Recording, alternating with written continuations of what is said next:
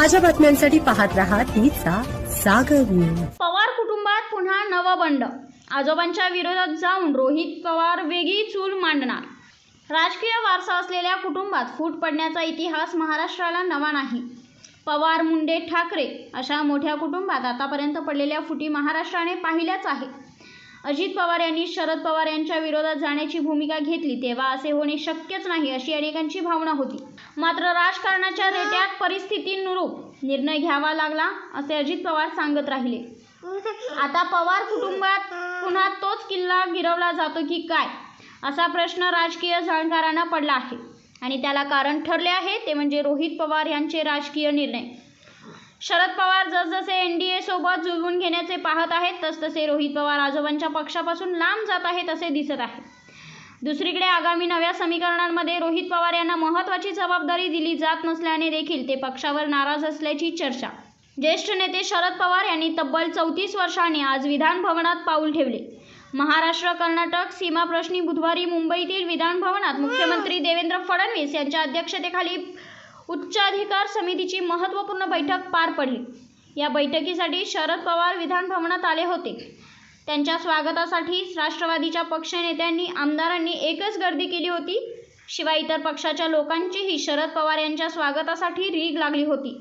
मात्र आश्चर्याची गोष्ट म्हणजे आजोबांच्या स्वागतासाठी नातू रोहित पवार यांची चक्क गैरहजेरी होती। डोंबिवलीमधील शिंदे सेनेच्या एका नगरसेवकावर मारहाण प्रकरणी कारवाई व्हावी यासाठी ते घटनास्थळी गेले होते। शरद पवार यांचा राष्ट्रवादी काँग्रेस पक्ष सत्ताधारी राष्ट्रीय लोकशाही आघाडी अर्थात एनडीएशी जुळवून घेण्याचे प्रयत्न करत असल्याची चर्चा राजकीय वर्तुळात आहे। राष्ट्रवादीचे नेते जयंत पाटील यांनी भाजपचे वरिष्ठ नेते विनोद तावडे यांच्याशी या संबंधाने बैठक झाल्याचेही सांगितले। आकाराला येणाऱ्या नव्या समीकरणांमध्ये जयंत पाटील आणि जितेंद्र आव्हाड यांना राज्य मंत्रिमंडळात मंत्रिपद मिळू शकते अशी ही चर्चा आहे। या सगळ्यात रोहित पवार यांचा किमान विचारही होत नाही, त्यामुळे रोहित पवार पक्षावर आणि पक्ष नेतृत्वावर नाराज असल्याच्या चर्चा आहेत। दुसरीकडे गेल्या काही महिन्यांपासून रोहित पवार यांचे महाराष्ट्रभरातील दौरे चर्चेत। चांद्यापासून बांद्यापर्यंत त्यांच्या दौऱ्याची जोरदार चर्चा आहे।